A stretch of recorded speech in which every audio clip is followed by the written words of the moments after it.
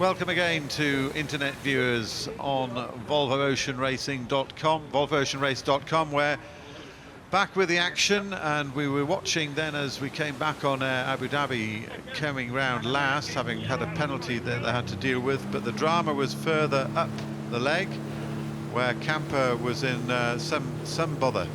Yeah, Camper came around the mark in second place. It looked like their furler on their Jenica is not working, and they are wounded at the moment, so they've been rolled by Telefonica. So Telefonica are up to second. Camper have not got a spinnaker on. They are just struggling to. Looks like they might have a mechanical problem on board Camper, and that has meant that the Sanya and Group Armour will be storming up onto Camper also. We're on board Puma. Well, I don't think I can remember seeing this on one of these boats. If he's up there, well, they're up on the rig here on Camper. There's the problem. Here's the issue. It just looks like they cannot unfurl the Jenica. They've got a problem. They've got a man up the mast. We can see the Genoa's still up. Wow, this is expensive. Hugely expensive. So the woes on this Spanish-Kiwi collaboration continue. I wonder who is that up there. Might that be Mike Paminter or? And here they. Oh, it's got a tear. Now they've got a rip as well. So this has really gone a little bit pear-shaped for. How crucial is that Camper. area Well, of the sail? in that area, it's pretty low load. I would think they might just settle down and live with that one. It's not going to blow the head out of it, but. Wow, they've lost a lot of ground. Yeah. So with a sail like that, I mean, they are limited to how many sails they can have, and that's a real blow getting a. I mean, they'll fix it, but they need that sail now. Oh, the sail will be okay. I mean, it's in the leech. It's right on the top. It's probably just the leech tape. But more importantly, they've been rolled by Telefonica. Telefonica now are well clear of Camper. And look at the speed differences. The minute that kite went down and gave them a problem, they're losing 3 or 4 knots, and they're just getting back up on it now. But that was pretty grim. Okay, so I think we've got a jumper, and this I think will be on Sanya, and I think this is going to be, if I've got this right, then when we get over from Puma onto Sanya, I think we're trying to have a look at it. I think this might be, this is Carl Kwok. Hi. And Carl Kwok, he's a really successful Chinese businessman, and he's been big on ocean racing for a very long time. He's had a series of boats called Beau Geste, and in fact one of his main helmsmen for a while was a Kiwi called Gavin Brady, an America's Cup helmsman. And this is going to be the lead, who's taking his glasses off. He's waving farewell. And it's a very sensible manoeuvre to take the glasses off. He's got the life jacket there, which should explode when he hits the water. So Cameron Dunn's helping him get out and get sorted out. I hope Cameron remembers to hang on. My advice is to cross your legs, and he's getting himself prepared. Oh, he's got his glasses in his hand. I don't know. I think I'll try and put them in one of those little pockets there somewhere. Might be a nice expensive pair. He's quite a character out of Hong Kong. Carl Kwok. I've met him a few times with that Beau Geste, and he's about to go. Whoa, nice and delicate there. His life jacket should have popped up, and there's the chase boat ready to pick him up. And we have another one. This is a gold medalist Olympic swimmer, Zhu Jianluo, and she won her medal in the 2004 Olympic Games. So this is, of course, quite natural for her to be diving into the drink, and I think this will be one of those unique experiences that you remember for the rest of your life. And I mean, given that even she has had a quite remarkable life, because you don't win many gold medals in swimming, and she's going to remember this forever, I'm sure, when she gets to go. Maybe they've got to get organised with the pickup situation. They're just checking Cameron Dunn, checking her life jacket and everything. You can't swim, Cameron, don't worry. She'll be okay. But you can see this is, you know, you're going to hit the water with a little bit of a wallop there. They're moving along. You are, but I think she might be a little bit better swimmer than Cameron Dunn somehow. I think you could be right there. This is The boat is... one of the lovely rituals of this race. Boat's getting along nicely. Sanya. Just moving very nicely. She'll be... I wonder what they're waiting on. Okay. Maybe they're just waiting for Carl Kwok to get on board the rib, on board the rubber inflatable, before she takes her opportunity. I have to say, in my experience of this, that the most frightening part, I think, is when that boat coming at you afterwards to pick you up suddenly seems to be absolutely enormous.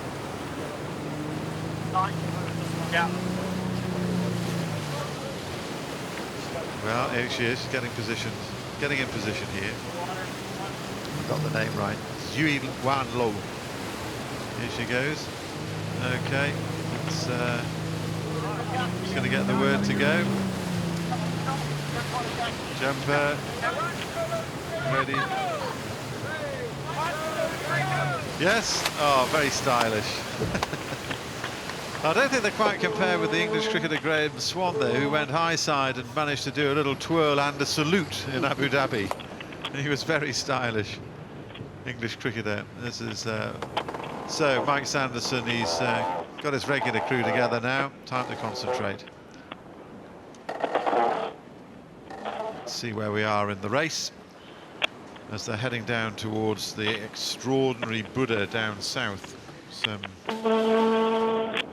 20 odd miles away. Now this jumper is this amazing gymnast. This guy is something else. Yang Wei, he won gold at the Beijing Olympics, 5 foot tall, and well, didn't make much of a splash because he only weighs 121 pounds. And he was at Beijing, he was the world all-round champion.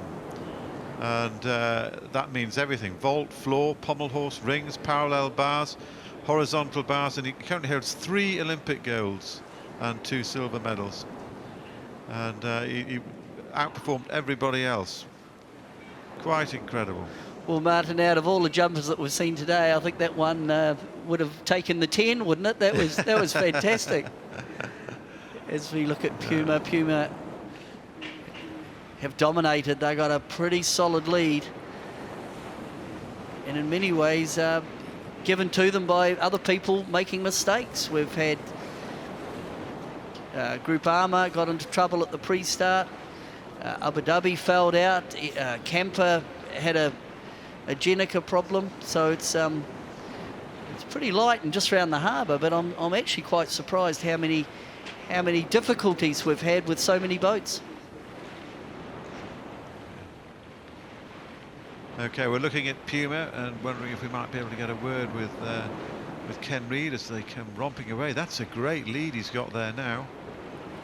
Really nice sailing. What a blow though for Camper in the background. They've paying the penalty for that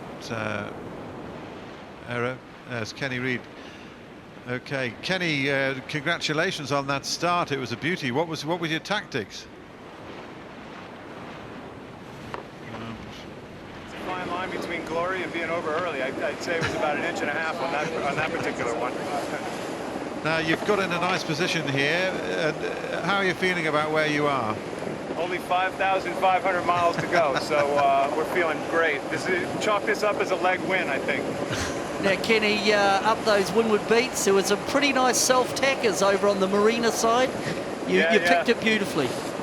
Lift, lift, lift, and then all of a sudden, when God tells you to tack, you tack, and that's about really what happened. We didn't have to be very smart there. Kelvy did a nice job on that beat, though. Both beats, just like yesterday. Okay, now a bit of a strange start when you've got this situation with the delayed start. How are you coping with that psychologically? Well, what's your sort of mindset on it? We get to sleep on its soft bed tonight. That's really where we're at. It's listen, we do what we're told, and I think with everything, given everything, the race committee made the right call. let's all show up in Auckland. I think that's it. Really, in the big picture, a little common sense goes a long way, and I think that's what's been used here. Okay, now if you can hang on to that first position, how valuable is the gap between you and second in terms of the restart? Well, I'm not so sure, because all it does is put you out into the storm quicker tomorrow. So yeah, we may live to regret this one. I don't know. So Kenny, between in the immediate, what have you got? You've got about a 36-mile inshore race, but I understand there's a couple of wind gates that you've got to navigate your way through, getting down to the Buddha and back here to the Sanya Marina. What are you expecting down track? Well, we're actually pretty fortunate to have this pressure, Peter, so far on the way down. But it is going to get light and weird, and there's no guarantees here. We're kind of mentally prepared for the whole fleet to close right into each other when we hit this light air area up ahead, and kind of restart. So we'll share in our glory here right now a little bit, but this little Buddha course is long from over. Okay, well look, thanks very much indeed for talking to us, Kenny, and taking the time out. We wish you well. Look forward to seeing you in the City of Sails. You got it. And if we lose this leg by a half a length, all the guys are going to blame it on me doing this interview. So you guys owe me one. It's another. Tell Peter it's another cold beer at the Puma bar. My pleasure, Kenny. Well, good luck. Have a safe trip. You got it. See you, fellas. What a lovely thing to be able to do. Have a chat with on an ocean racing boat flying along at the start of this huge leg all the way down to Auckland. It's a fantastic afternoon here in Sanya. We're looking here at Virtual Eye, and I'm looking outside as well, and it is absolutely stunning here. This city of 500,000 people with all its hinterland, and it's just spectacular. And they're on the way now to see this extraordinary Buddha, which we've popped up once or twice with some file footage that we've got, and it is a pretty astonishing landmark further down the coast. But they've got a way to track down there, but it seems at the moment that the breeze is holding for them. Yes, but I think it's about at the halfway point, Martin. This leg down to the mark is 18 miles. From my understanding, it's at about the 8 to 10 mile mark that they may well fall into lighter winds, but we may well be able to talk to one of the navigators on board to find out if, what they expect down track. Okay, I think we might have Andrew Cape. Andrew, if we can, if you can hear me down there, you're nicely positioned yet again. Can't hear him now. Are you hearing us, Andrew? Andrew Cape. Yeah, I can hear you. Hi, Andrew, thanks for joining us here, mate. We were just saying you're in a pretty nice position again. You've nicely rolled over camper, and then you'll presumably have Puma in your sights. Yeah, no, got a nice 15 mile, run to go and beat back, so plenty to play for. But nice racing out here. Lovely day in Sanya. What's your sort of mindset, given that you've got to have this sort of pause in the racing? We're just going to get out clean, really. Not have any problems. Do as best as we can. I mean, after this stage one, as they're calling it, there's 6,000 miles more sailing. So we're just going to get out of this clean. Make sure we're in good shape tomorrow. Which so far so good, but we don't want any damage. Don't want to run aground for sure. Don't want to hit anything. So just played cool. It's a long way down to Auckland. How tricky is it navigationally for you? It's the whole way. Any leg's tricky. Have a yacht race and it's tricky. Have 2 boats and it's tricky. But after this first stage of the 700 mile upwind, hopefully it's not too windy. Now with the delay, it should help us a little bit, just to not make it too hard or too difficult, too dangerous. After that, once we get into the trade winds, it should be nice sailing. And then on the way from the last 1,000 miles into Auckland, anything can happen. So we'll just wait and see. Okay, we wish you well. Congratulations on the way you're sailing at the moment. Looking forward to seeing you in Auckland. Thank you. I'll see you soon. See you soon. Well, it's going to be quite a long way. That was good. Now, let's see. I think we're going to try now to have a little word with Mike Sanderson. How's it going out there? Yeah, it's all good. It's been a bit of fun so far. We had quite a a new thing for us on Team Sanya. We went over the top of Groupama jib reaching, so we're still celebrating that, to be honest. Well, we did notice that you were giving it a little bit of a G up there, that your jockeying technique looks quite neat. Are you going to take up some horse riding later? Yeah, exactly. We were not sure if it was jockeying or paddling, but we were certainly, we need to have a bit of fun on this boat every now and then, and we enjoyed that little moment. She's the quickest reaching, so we had some fun. Oh, that's good stuff. Now, what do you feel about what lies ahead now? Well, I mean, it's what we've just been talking about is just really trying to make sure we don't get dropped. There's a few opportunities to jibe away here and possibly gain in the old breeze, but we've just talked ourselves into staying with the fleet to make sure that we can exit the bay here at least with the pack. Now, you do have this slight disruption. How are you going to deal with that? I mean, Kenny Reeve was just saying he's looking forward to it because he gets to sleep an extra night in a comfy bed, but it's a slight disruption, but the boat is already sort of locked and loaded and ready to go. Yeah, absolutely. Yeah, the boat's all ready to go. We have to literally get back on in our same clothes tomorrow. Luckily, we've got a washing machine in our apartment.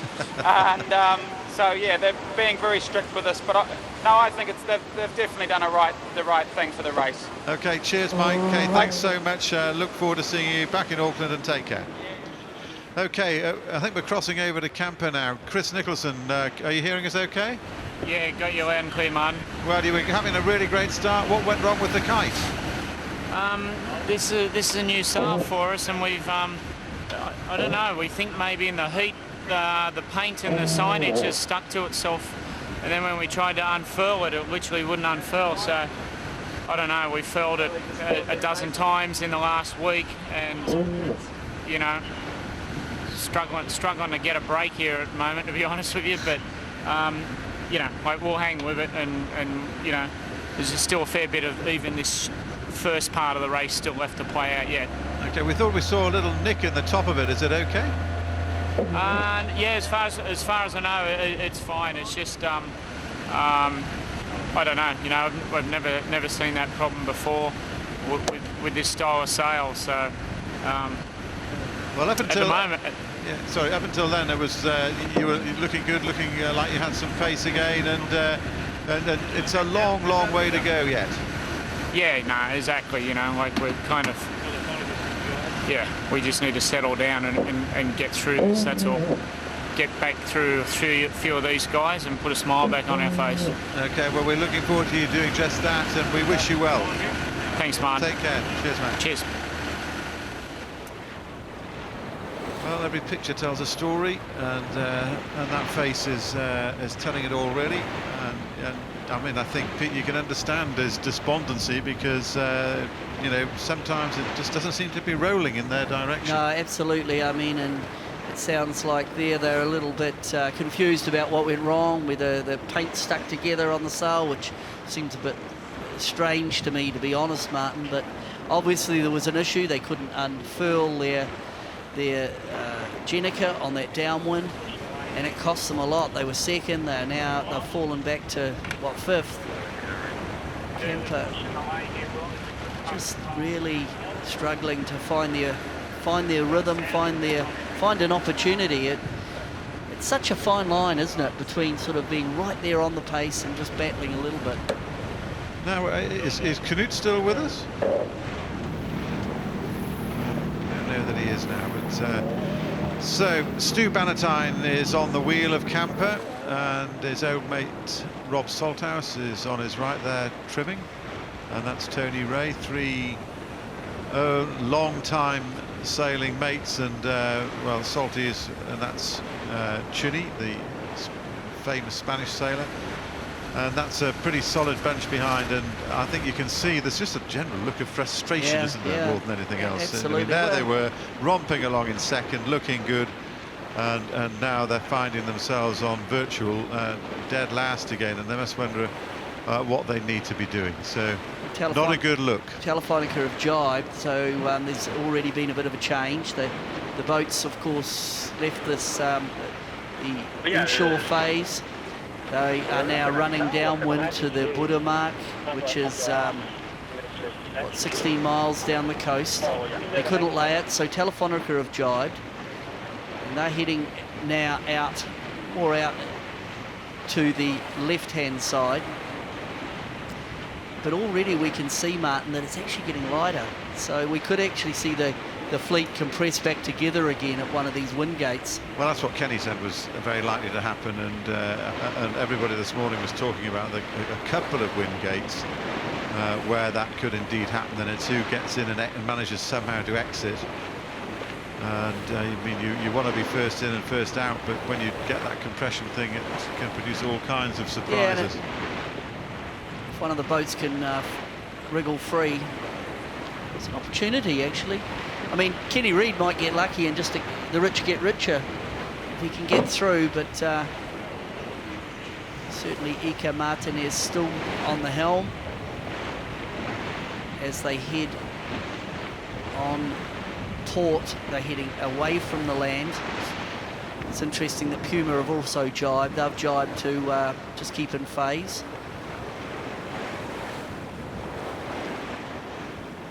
Well, they must be wondering what on the camper boat what they're meant to be doing, and what they need to do to get it to go right. It's all pretty odd. Little cross here between Groupama and Sanya. I think Groupama making a bit of ground on Mike Sanderson, who's had his moment of glory and clearly really enjoyed it. There's a little bit of a fillip for the boys on Sanya. There's the virtual cross following the real cross, and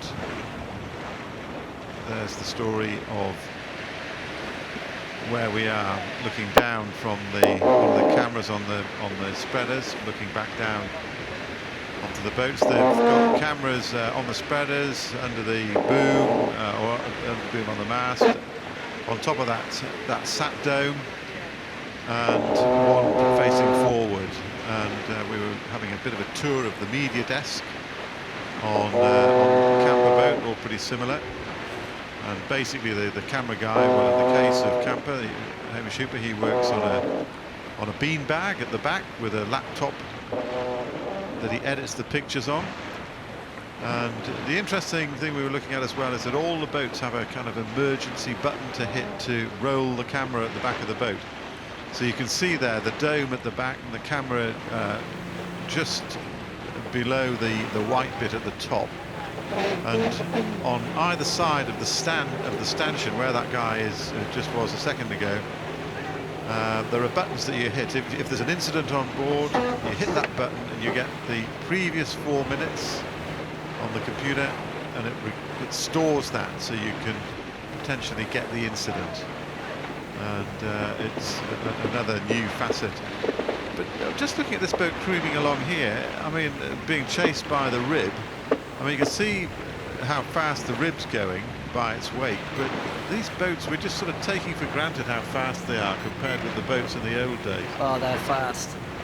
And they're very easily driven, and any sort of breeze, they get up, they want a plane, they pull the apparent wind angle forward, hence you're not seeing Jenica or flying type sails. All the sails for the offshore legs are on a wire, solid wire up the luff. They are like almost like a jib top or a code 0 type sail. And the faster they go, the flatter you want the sail.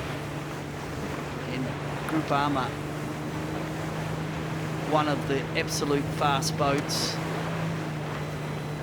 And there's 3 boats from the same pedigree: Groupama, Telefonica, Puma. They're all from the 1K design. And you've got to say, Martin, they're really the form horse. They're probably the design or the pedigree that seems to get the job done in the Volvo Ocean Race. Well, the other boats that we've got 2 Bruce Farr boats, and then the camper boat is from the board of the Emirates Team Museum Design Team, led by principal designer Marcelino Botan, who's had enormous success around the world with his designs as well. But there's the Buddha, and I can tell you this is the Guan Yin statue of Hainan. It was completed in May 2005. It's 108 meters tall. And that little yellow dot that was just flown off the screen is what they're heading for, and they'll turn around that and then head back up, grab some sleep, and then walk out the door and head off to Auckland. And it's a long way. Well, certainly down to Auckland's a long way. What did you say before? 5,220 nautical miles. They leave here, they go around the top of the Philippines, they move down through the Pacific to the east of Papua New Guinea, then to the east, or through Vanuatu, probably to the east from what I can gather, given the trade winds. And they move down and come onto the North Island of New Zealand, into the Hauraki Gulf, through the beautiful islands of the Hauraki Gulf, Martin, into the Waitemata, and I understand finishing off the Viaduct Harbour, where of course the America's Cup was the hosting venue for the America's Cup in 2000 and 2003. And well, all kinds of preparations going on down there. As we were saying, they do leapfrog the whole race village from one port to another. So the setup in Abu Dhabi is being set up in the Viaduct Harbour in Auckland. So they'll have the complete race village right in the middle of the Viaduct Harbour, and then it's linked with a bridge to where the yachts will be outside the event centre there, and then on a pier alongside will be all the team bases. So everything will be really clustered in there, and the whole area is surrounded by bars and restaurants and pubs, and the sort of the downtown of the city leads into it. Oh, goody time. Well, the Volvo Village and the roadshow that goes with it, I mean, we've seen it at the different venues with Alicante, Cape Town, Abu Dhabi, here in Sanya. It'll move down to Auckland. It is impressive, and if you have the opportunity to call by and have a look, there's plenty to see, plenty to do, and it's sort of reminiscent, really, of in some ways motorsport, isn't it, Martin? With it's got that look the facilities to it now, yeah. Where they maintain the boats and the shore teams, and everyone's very accessible. You can chat and talk, and if you want to know any technical details, I think you find most of the people are pretty readily available to have a chat on board Puma at the moment. Drink time. It'll be a busy time for them down there in Auckland, because it is a long leg, and the boat's got to be replenished when it gets down there. Obviously they'll pull it out, check everything again, and after 3 weeks the boys on board, they will be knackered, and well, you can see the penalty that Camper have had to pay there. I mean, that's Abu Dhabi, which was dead last by a long time, having to do a 720-degree penalty over a port starboard incident with Telefonica when they were looking in much better shape. And Camper at the time was second, and now here's Camper dead last. So there will be, as we said earlier along, unhappy campers. But as we also said, there's a long way to go. Those disheartening sight. Look at that. I mean, when you see a sail, when Kenny Reid's right up at the end, at the top of the bow. And this is the Camper boat coming at us now, slicing through the camera boat wake, and they're off. They've got good speed, they're all humming along, 14-15 knots. Fabulous sailing. I mean, if you're out for it, here it is, for a little Sunday sail, it couldn't be better. It is, but I would, Martin, that would be the last thing on their mind. They're not out there for a Sunday sail, and it's all about boat on boat, trying to make gains, small gains against the opposition, not lose. And mechanical problems are very frustrating for the teams, and that was that was a big one for Camper, and it's not that often in the context of the Volvo Ocean Race that you can actually sit here and watch it happen, but that one was an issue. They had a problem. The thing we saw it wouldn't unfurl, and probably the more alarming thing is Chris Nicholson didn't really know why it was stuck. Why it had stuck. And you're sitting here thinking, golly, we've got 5,000 miles to go, and we've got a mechanical problem. It's not as though you can come back and say to the short team, well, go off to the loft and fix it.